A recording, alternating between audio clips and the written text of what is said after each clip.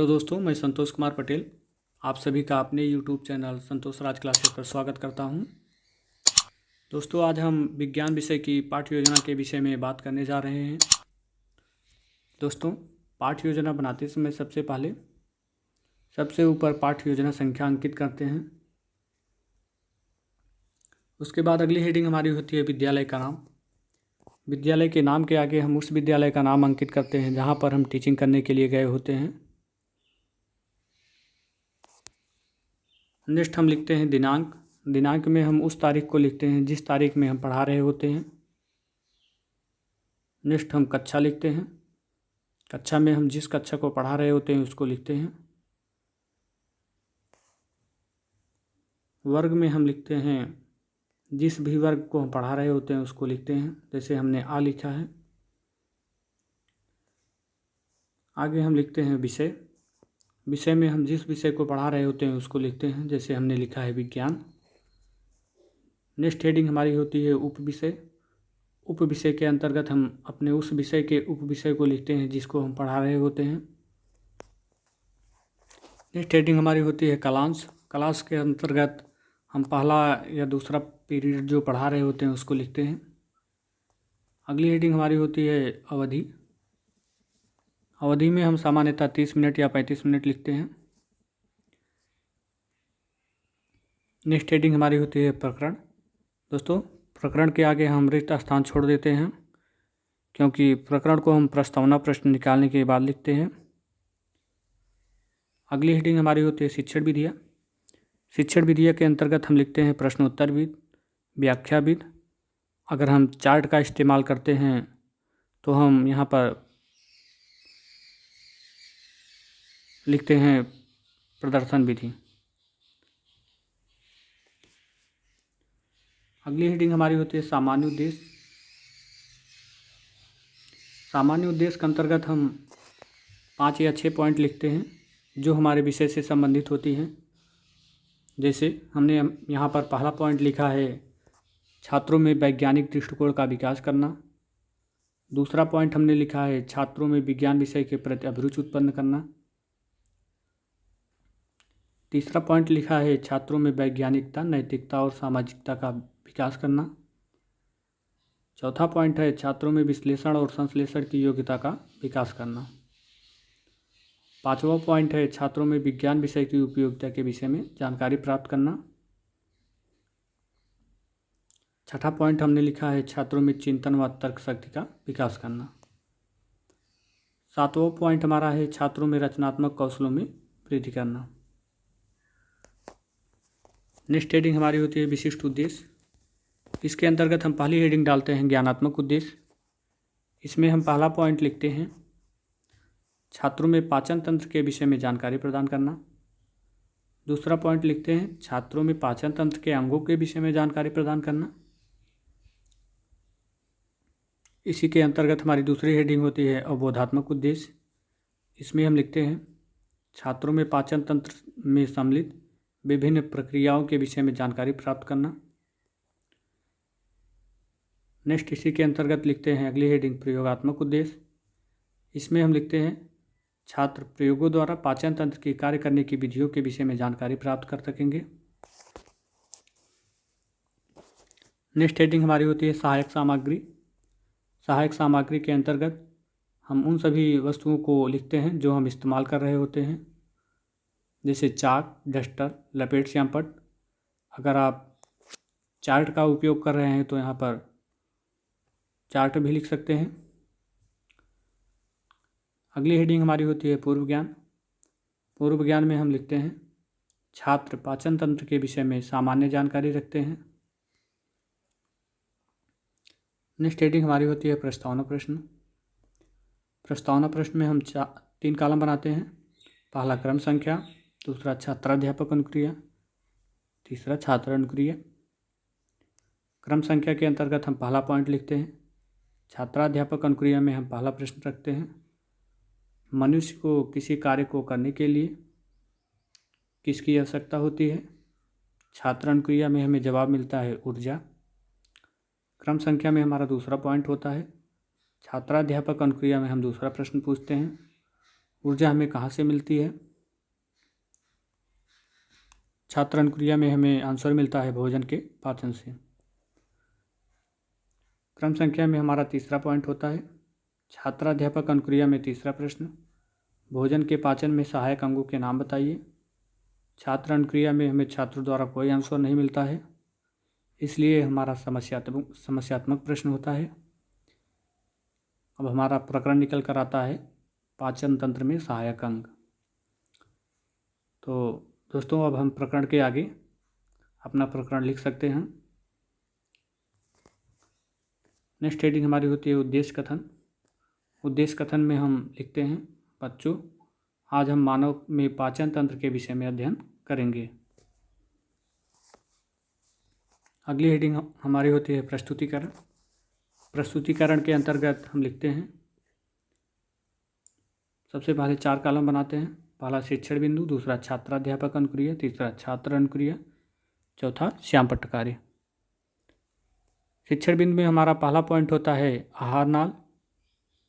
छात्राध्यापक अनुक्रिया में हम स्पष्टीकरण देते हैं, मनुष्य की आहार नाल के निम्न प्रमुख भाग हैं। छात्र अनुक्रिया में हम लिखते हैं, छात्र ध्यानपूर्वक सुन रहे हैं। छात्राध्यापक अनुक्रिया में हम पहला पॉइंट डालते हैं इसके अंतर्गत मुख गुहिका।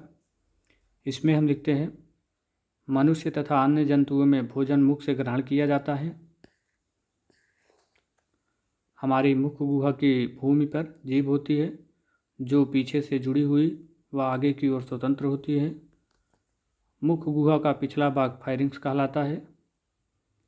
मुख गुहा दाईं व बाईं ओर गालों से तथा ऊपरी व निचली और ओंठों से सामने की तरफ से घिरी रहती है।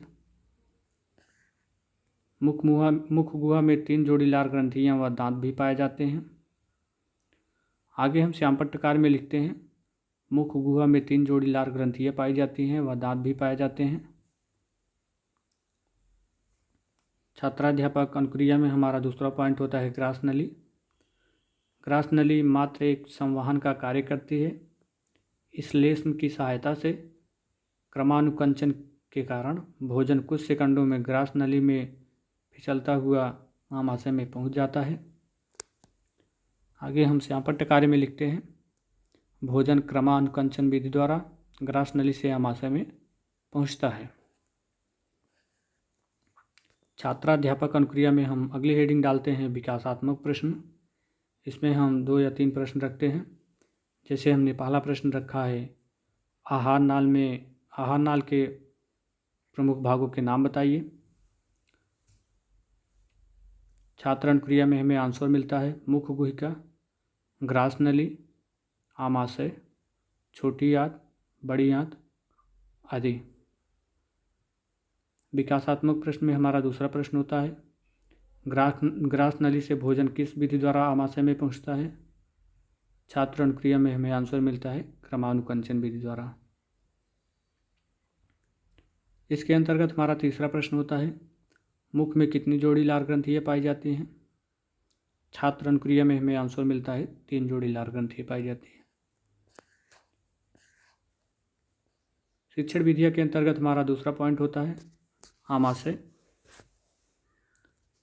छात्राध्यापक अनुक्रिया में हम स्पष्टीकरण देते हैं, आमाशय में भोजन में जठर रस का मिश्रण, मंथन तथा आंशिक पाचन होता है। ग्रास नली आमाशय से जुड़ी रहती है। आमाशय उदर गुहा में बाईं ओर स्थित होता है। यह द्विपालिक थैली जैसी संरचना होती है।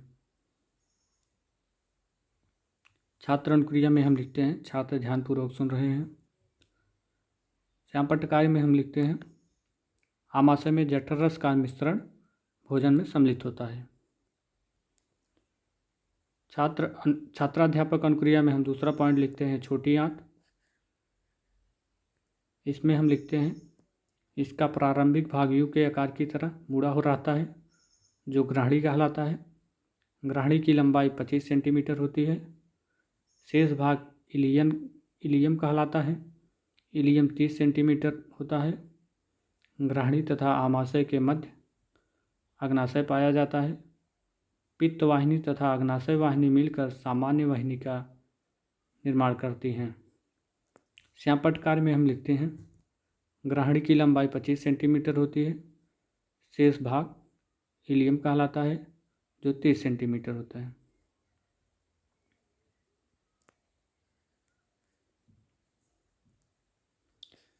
छात्राध्यापक अनुक्रिया के अंतर्गत हमारी दूसरी हेडिंग होती है बड़ी आंत।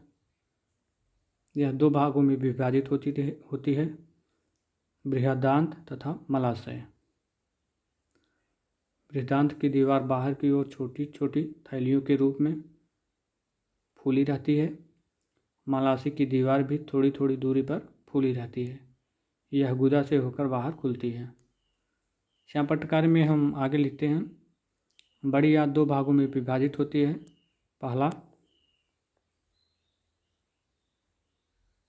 पहला हम लिखते हैं बृहदांत, दूसरा मलाशय।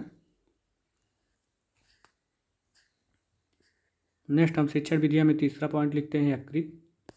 इसमें हम लिखते हैं छात्राध्यापक अनुक्रिया के अंतर्गत यह उदर गुहा में डायाफ्राम के पीछे स्थित होता है। यह आमाशय का कुछ भाग ढके रहता है। इसमें पित्ताशय होता है।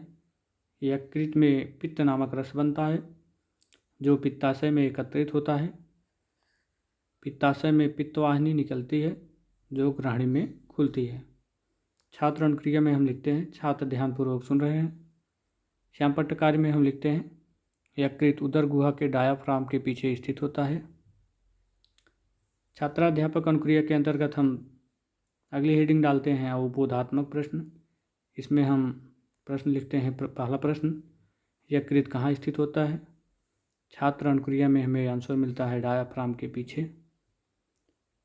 इसी के अंतर्गत हमारा दूसरा प्रश्न होता है बड़ी आंत कितने भागों में विभाजित होती है। छात्र अनुक्रिया में हमें आंसर मिलता है 2। नेक्स्ट हेडिंग हमारी होती है निरीक्षण कार्य।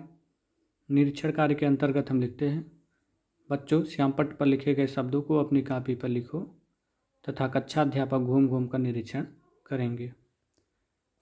अगली हेडिंग हमारी होती है मूल्यांकन प्रश्न। मूल्यांकन प्रश्न के अंतर्गत हम 5 या 6 पॉइंट लिखते हैं। जैसे हमने पहला प्रश्न रखा है आहार नाल के प्रमुख भागों के नाम बताइए। हमारा दूसरा प्रश्न है मुख में कितने जोड़ी लार ग्रंथियाँ पाई जाती हैं। इसी के अंतर्गत हमारा तीसरा प्रश्न है ग्रसनी से भोजन किस विधि द्वारा आमाशय में पहुंचता है। और चौथा पॉइंट हमारा इसी के अंतर्गत है आमाशय में भोजन में कौन सा रस मिलता है। पांचवा प्रश्न है ग्राहणी की लंबाई कितनी होती है। छठा प्रश्न है यकृत कहाँ स्थित होता है। नेक्स्ट हेडिंग हमारी होती है गृह कार्य। गृह कार्य के अंतर्गत हम लिखते हैं बच्चे आज घर पर जाकर पाचन तंत्र के विषय में अध्ययन करेंगे। इस प्रकार हमारी विज्ञान विषय की पाठ्य योजना समाप्त हुई। दोस्तों अगर हमारा यह वीडियो आपको अच्छा लगा हो तो लाइक, सब्सक्राइब और शेयर ज़रूर करिएगा। दोस्तों अगर आपको किसी भी विषय पर पाठ्य योजना चाहिए तो हमें कमेंट बॉक्स में ज़रूर बताएं। हम आपको उपलब्ध कराने की कोशिश करेंगे। धन्यवाद।